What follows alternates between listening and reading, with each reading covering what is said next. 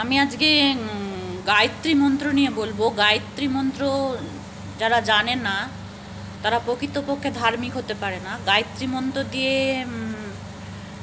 আমরা দিনের শুরুতে গায়ত্রী মন্ত্র দিয়ে দিন শুরু করতে হয়, তবেই তার জীবনে ধর্ম, অর্থ, কাম, মোক্ষ এগুলো প্রাপ্ত করার সে অধিকারী হয়ে ওঠে।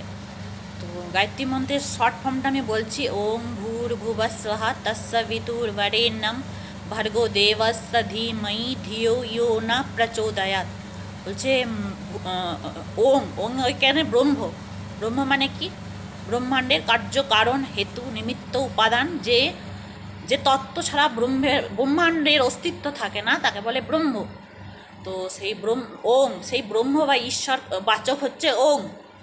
ওং ভূর, ভূর লোক মানে হচ্ছে পৃথিবী লোক। ভুবলোক। ওং স্বরলোক মানে স্বর্গলোক। ওং ভূর ভুবস্বহা তস্য বিতুর্বরেণ্যম। এই সমস্ত কিছুকে প্রকাশ করে যে সেই সবিত্রী, এখানে যে সবিত্রী মানে সেই জ্যোতিপুঞ্জ, তেজপুঞ্জ, সূর্যরূপে যে এই সমস্ত কিছুকে প্রকাশ করে, সে আমার বুদ্ধিকে তার তেজের দিকে নিয়ে, মানে তেজের দিকে চালনা করুক। ওং ভূর ভুবস্বহা তস্য বিতুর্বরেণ্যম ধিয়ো ইয়ো না প্রচোদয়াৎ। আমি সেই অনন্ত তেজের ধ্যান করি। ধিয়ো ইয়ো না প্রচোদয়াৎ, আমার বুদ্ধি সেই দিকেই নিয়োজিত হোক, যাতে আমরা ওই সূর্যের মধ্যস্থিত তেজপুঞ্জে বা যে ঈশ্বর ব্রহ্ম বিরাজ করছে তাকে অনুভব করতে পারি। তো এর বিস্তারিত রূপটা হচ্ছে ওং ভূর ওং ভুব ওং স ওং মহা ওং জন ওং তপ ওং সত্যম ওং তস্য বিতুর্বরেণ্যম ভর্গো দেবস্য ধীমহি ধিয়ো ইয়ো নঃ প্রচোদয়াৎ। এখানে 7টা লোকের কথা বলা হলো। ওং ভূরলোক, ভুবলোক, স্বলোক, মহলোক, জনলোক, তপলোক, সত্যলোক। তো এগুলো ভূরলোক মানে পৃথিবী লোকের ঊর্ধ্বে অবস্থিত। ব্রহ্মাণ্ডে এই 7টা লোকে তারাই উচ্চ লোক সকলে তারাই গমন করে। যারা সৎকর্ম করেছে তারা স্বর্গলোকে গমন করে। আর জ্ঞান, তপস্যা ইত্যাদির প্রভাবে যারা ঈশ্বর পরায়ণ তারা মহরলোক, জনলোক, তপলোক, সত্যলোক এই সকল লোক সময় গমন করে। তবে কিভাবে তারা এই গমন করে না, আমাদের পঞ্চভৌতিক যে শরীর, 5 এলিমেন্ট দিয়ে নির্মিত যে শরীর, ইথার, এয়ার, ওয়াটার, ফায়ার আর ফায়ার, ওয়াটার, আর্থ, এইসব যে পঞ্চভৌতিক শরীরকে ত্যাগ করার পর আমরা যে মানে প্রাকৃত শরীর, এটা প্রকৃতির যে ধাতুর অণুপরমাণু থেকে তৈরি, আমরা তারপরে যখন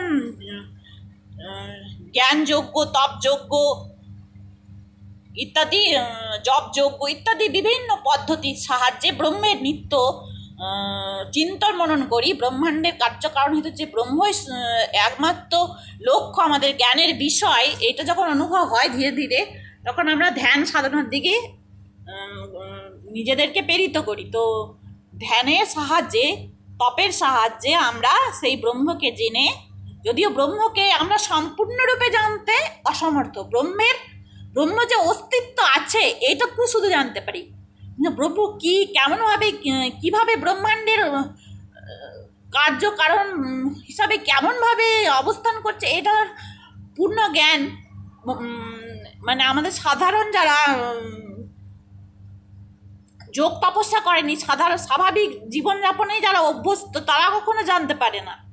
তো প্রকৃত ধার্মিক হওয়ার, যারা সত্যি করেই প্রকৃত ধার্মিক হয়ে এই গায়ত্রী মন্ত্রের জপ করে এবং গায়ত্রী মন্ত্র জপের ফলে তারা ওই পৃথিবী লোক ছাড়া মহরলোক, জনলোক, তপলোক, সত্যলোক এই সমস্ত লোকসমূহে গমন করে। তো সেই বিস্তৃত সেই গায়ত্রী মন্ত্রটা হলো ওং ভূর ওং ভুব ওং স ওং মহা ওং জন ওং তপ ওং সত্যম ওং তস্য বিতুর্বরেণ্যম ভর্গো দেবস্য ধীমহি ধিয়ো ইয়ো নঃ প্রচোদয়াৎ। অর্থাৎ বুদ্ধিকে আমাদের সেই অনন্ত তেজের দিকে পরিচালনা করতে বলছে। সেই অনন্ত তেজের মধ্যে অবস্থিত যে ঈশ্বর, ব্রহ্ম, পরমাত্মা, তার ধ্যান করছে চলে। এখানে সবিত্রী বলতে এখানে শুধুমাত্র সূর্যকে বোঝায়নি, সূর্যস্থিত যে পরমাত্মা, যে ব্রহ্ম, তার ধ্যান করতে করতে ব্রহ্মাণ্ডের কার্য কারণ হেতু ইত্যাদি মূল কারণ যে ব্রহ্ম, সেই সূর্যের তেজ, সেই অনন্ত তেজের ধ্যান করতে করতে আমরা ভূলোক, ভুবলোক, স্বলোক, মহলোক, জনলোক, তপলোক, সত্যলোক এই সকল লোক সকলে গমন করি এবং তারও ঊর্ধ্বে ব্রহ্মকে পূর্ণরূপে ব্রহ্মকে জানার পর যে ব্রহ্মকে জানার পর যে আনন্দের যে স্থিতি, সেটা আমরা ব্রহ্মলোকে লাভ করে থাকি। ব্রহ্মলোকে একবার গমন করলে আর জন্মান্তর হয় না। ব্রহ্মলোকে অনন্তকাল প্রাকৃত শরীর ত্যাগ করে অপ্রাকৃত শরীর ধারণ করে অনন্তকল্প ব্রহ্মের স্তব স্তুতি করে যে ব্রহ্মকে জানার যে আনন্দ, তা অনন্তকাল লাভ করে থাকি। অনন্তকল্প আমরা ব্রহ্মলোকে অবস্থান করি। তো আমাদের জীবনের মূল ভিত্তি হলো গায়ত্রী মন্ত্র। প্রথমে বেদকে জানার আগে গায়ত্রী মন্ত্র জানতে হবে, গায়ত্রী মন্ত্র জপের অধিকারী হতে হবে, বিধি জানতে হবে এবং এ সমস্ত পদ্ধতির ধীরে ধীরে তপস্যা, সাধনা ইত্যাদির প্রভাবে আমরা ধীরে ধীরে সেই যোগ্য হয়ে উঠবো, যাতে আমরা মোক্ষ বা মুক্তি লাভ করি। মুক্তি বহু উপকারের, আমি আগে বলেছি, সালোক্য, সারূপ্য, সামীপ্য, সাম্য, ষষ্ঠী ইত্যাদি মুক্তি লাভ করি। আর কেউ কেউ সাচুর্য মুক্তিও লাভ করতে চায়, কিন্তু সাচুর্য মুক্তি মনে হচ্ছে ব্রহ্মে বিলীন হয়ে যাওয়া। তাহলে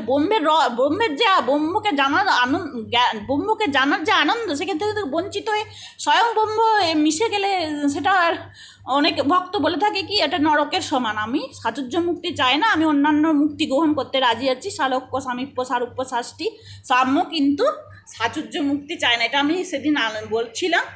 তো গায়ত্রী মন্ত্র জপ একটি জীবনের একটা নিত্য নৈমিত্তিক অভ্যাসে পরিণত করে নেওয়া উচিত।